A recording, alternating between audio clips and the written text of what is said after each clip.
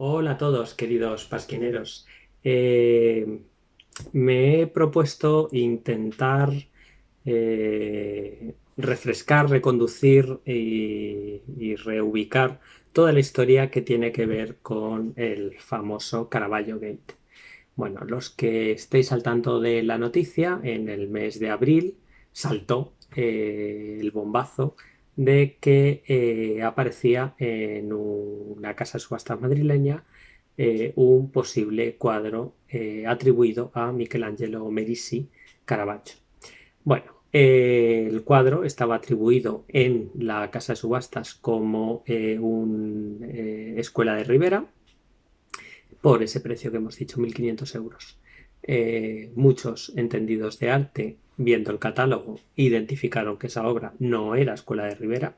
Era fácil de entender que no era Escuela de Rivera porque solo hay que poner este Caravaggio o posible Caravaggio con un Rivera de misma época y tema y bueno, no tiene nada que ver.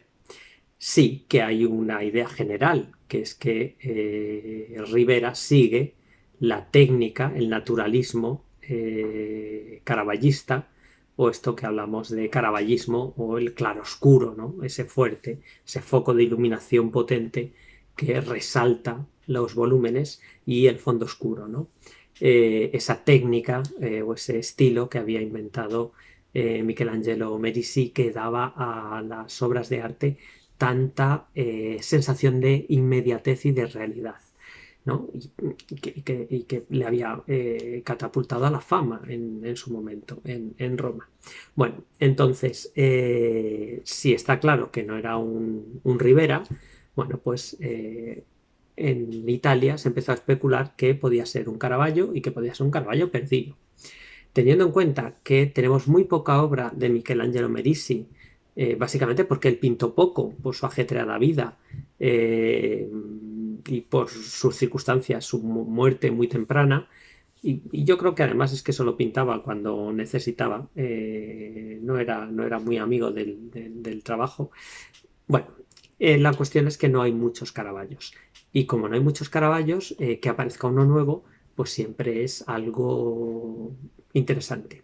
Se lió un poquito de revuelo porque intervino el Ministerio de Cultura a través de la petición del Museo del Prado, se paralizó la subasta, se declaró el bien inexportable, el cuadro, y finalmente la Comunidad de Madrid le incoó un expediente y lo ha declarado BIC, bien de interés cultural, para salvaguardar e impedir su salida de España. Y aquí se abren dos caminos o dos debates interesantes. Primer debate sería el debate sobre la autoría y sobre el precio y el valor de una obra de arte con y sin autoría. Y por otro lado estaría el debate de la propia o en la propia historia del bien, es decir, cómo ha llegado este cuadro a nosotros y por qué no teníamos constancia de él. En ese sentido, al principio, casi todas las noticias fueron por la vía del valor monetario, lo que costaría si se subastara fuera, lo que podría adquirirse, porque no nos vamos a engañar, a la prensa le encantan los números. Y como a la prensa le encantan los números y le encanta etiquetar con números, un cuadro tienen que poner un precio. Y si no le ponemos precio, pues parece que es que no vale. Y eso todos los historiadores del arte sabemos que no es así. ¿Cuánto valen las meninas? Decidme una cifra. ¿Sois capaces de ponerle una cifra? Pues evidentemente yo no soy capaz de poner una cifra a las meninas, aunque tuviera que ponérsela, y seguramente no soy capaz de poner cifra a una obra como esta. Por ejemplo, hace unos años se subastó en Madrid un cuadro, para mí impresionante y bellísimo, que es este retrato de Carlos II a caballo, pintado por Sebastián de Herrera Barnuevo, que vosotros quizá no le conozcáis, los que me sigáis sí sabréis quién es. Este retrato de Carlos II niño estaba en una colección privada sevillana y se subastó en Madrid. Yo pude verlo en vivo y en directo, pude cerciorarme de que, aunque estaba como anónimo madrileño, era indudablemente obra de Sebastián de Herrera Barnuevo. Y la persona que lo compró lo pidió permiso de exportación, se exportó y ese cuadro se acabó subastando por una cifra muchísimo superior. Aquí se compró por cerca de 30.000 euros, salía a 15.000, se vendió, se remató por 30.000 y en la subasta en Europa se remató por, estoy diciéndolo de memoria, creo que 300.000 euros. Bien, ¿valía el cuadro 300.000 euros? Bueno, pues alguien ha pagado 300.000 euros, alguien considera que sí que vale. Con lo cual eso es el precio, no el valor. Para mí vale mucho más, porque tenemos 3 retratos de Carlos II niño pintado por Herrera Barnuevo y luego una serie de imitaciones hechas por talleres de segunda, de tercera y hasta de cuarta regional que se le han atribuido y que no son. Bueno, que me estoy desviando del tema. La cuestión es que es muy difícil adivinar cuánto precio va a alcanzar una obra en una puja, porque hay que tener en cuenta a quién le interesa, quién puede pagar por ella. Con lo cual, y esto me hace recordar que la familia poseedora del cuadro no sabía lo que tenía. No sabía lo que tenía porque dio por bueno que la casa de subastas lo sacara a 1.500 y lo pusiera como escuela de Rivera. Y esto creo que es un dato muy importante. Y es un dato muy importante porque luego va a haber gente que va a salir defendiendo los derechos a obtener ese precio, ese precio de mercado de la familia. La familia no sabía lo que tenía, la familia creo que les ha tenido que dar la sensación de que les ha tocado la lotería con el cuadro de la abuela que tenían en el salón. Bueno, por un lado está el debate del precio, por otro lado está el debate del cuadro en sí mismo. ¿De dónde viene este cuadro? ¿Qué hace aquí? Según saltó la noticia, pues enseguida se empezó a pensar que sí podía ser un cuadro que hubiera pertenecido a las colecciones reales. Ese dato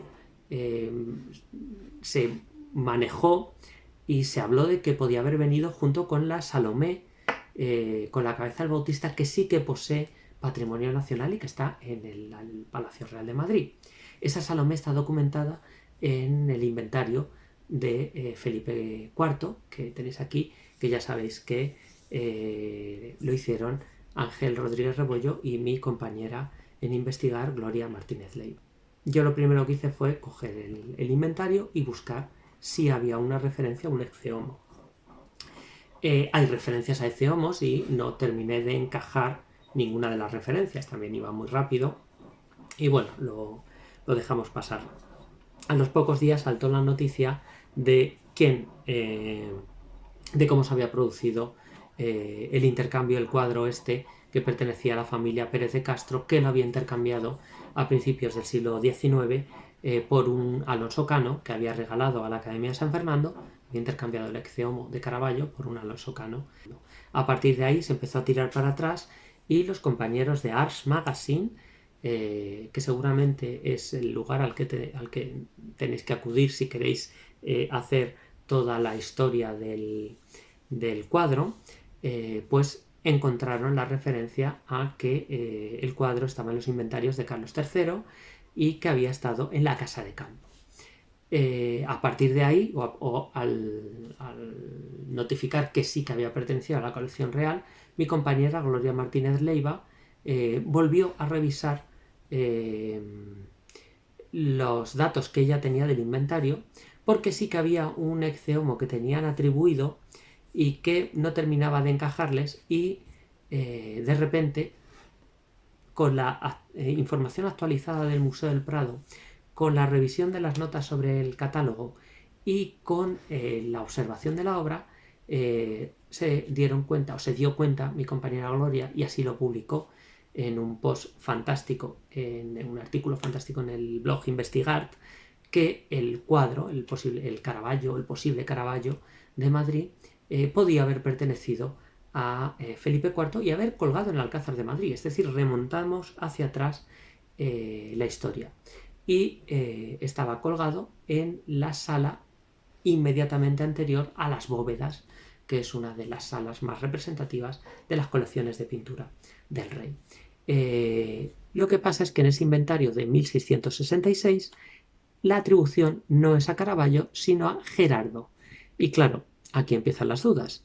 Y claro, ¿qué Gerardo? ¿Quién es Gerardo? Pues seguramente Gerardo es Gerardo de la Notte o Gerard van Honshorst, nombre para mí impronunciable, uno de los caraballistas de Utrecht, seguramente el mejor de la escuela de los caraballistas de Utrecht, que estuvo en Roma en 1610, aprendió la técnica del claroscuro de Caravaggio y él le aplicaba además una fuente de luz siempre dentro del cuadro. Siempre aparece alguien con una vela, con un candil, con una lámpara, de tal manera que lo que en Caravaggio es una luz cenital que viene de arriba, en Gerard van Honshorst, Gerardo de la Notte, la fuente de luz siempre está en el cuadro. ¿Es factible la confusión? Pues fijaos, cuadros de la misma temática o temática parecida a esta del Ecce Homo, pintados por Gerardo de la Notte. Si os dais cuenta, aunque en estos cuadros siempre aparece un foco de luz, el claroscuro es muy similar y es más fácil confundible que con Rivera, que hemos visto que no se parece tanto a Caravaggio como Van Honshorst. Con lo cual es factible la confusión. Claro, pero ¿y entonces de dónde venían estos cuadros? Pues estos cuadros vienen, ya se sabe, la Salomé y el Ecce Homo, de un regalo que le hace el conde de Castrillo a Felipe IV en 1659. Estaban en la colección del conde de Castrillo y el conde de Castrillo se los regala a Felipe IV. Pasan a las colecciones reales y en las colecciones reales, pues de la Salomé siempre se tuvo noticia, el Ecce Homo se pierde cuando, después de varias vicisitudes, acabe en la Academia de San Fernando y de la Academia de San Fernando intercambie Pérez de Castro con el Alonso Cano, que ni siquiera es Alonso Cano. Pero bueno, eso es otra historia. Bien, y todo esto ¿para llegar a dónde?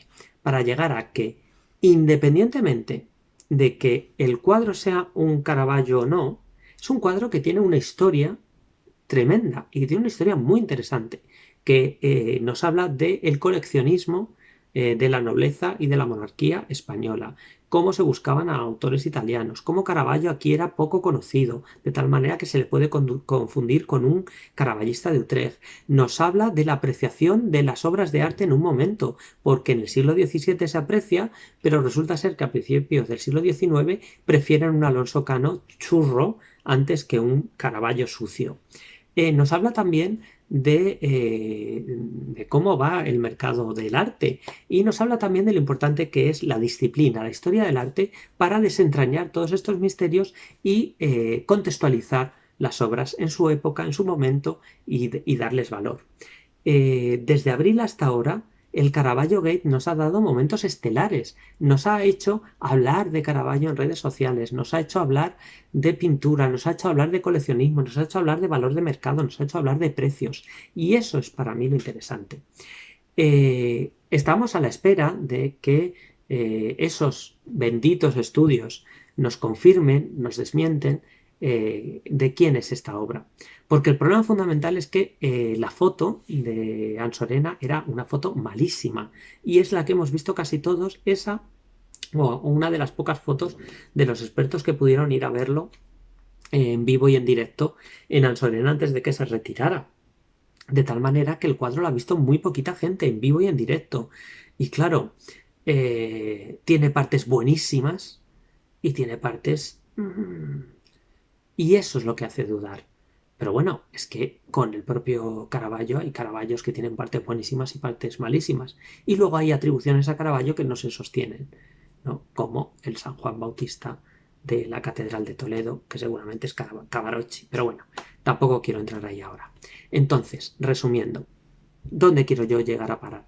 Que este proceso nos está enseñando muchísimo. Está poniendo a la historia del arte en un nivel de conocimiento que medios generalistas, periódicos, televisiones, hayan abierto informativos, o bueno, la parte de cultura de informativos, o haya aparecido en portadas, esta historia es muy de agradecer, porque ha habido momentos aciagos en los que parecía que la historia del arte estaba condenada a extinguirse por la denostación, y luego resulta ser que sí que interesa mucho.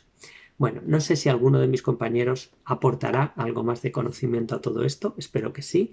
Espero vuestras vídeos respuestas si os animáis, espero vuestros comentarios por aquí abajo o en redes, ya sabéis que me podéis encontrar en Twitter y en Instagram. Y bueno, ¿qué pasará al final? ¿Qué ocurrirá? ¿Qué sucederá con el Exeomo? No lo sabremos, tendremos que esperar, pero todo el proceso habrá merecido la pena. Hasta luego.